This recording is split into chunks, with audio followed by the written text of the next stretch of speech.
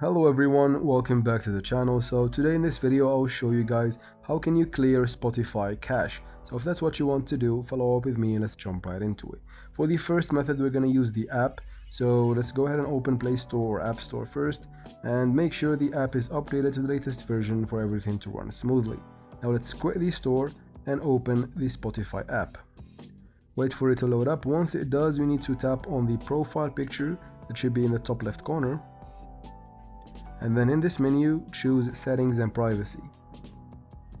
Now from here, scroll down until you find Data Saving in Offline, tap on it. Now scroll under Storage, you find Clear Cache. It should be the last option. You just tap on Clear and then Confirm. And just like that, you have cleared Spotify cache.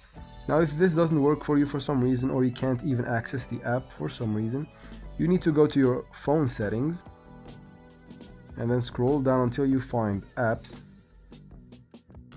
Now from here, search for Spotify.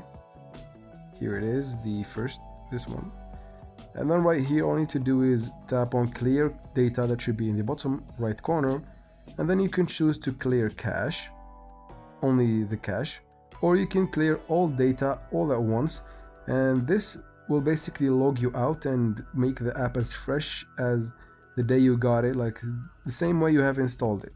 You need to log back in again and then download some cache and all that. So these are the two options that you can do to clear cache. Now if you want to access the second option using a shortcut kinda, you can still go back to the app within your launcher or something, and then tap and hold on it, and then tap on this eye for information, and do the same from here. Now not all phones have this one, so you can try both and see for yourself. And that's it for this video, guys. I hope this video was helpful. If it was, please like and comment down below. Don't forget to subscribe for future videos like this one. And as always, thank you very much for watching and see you in future videos.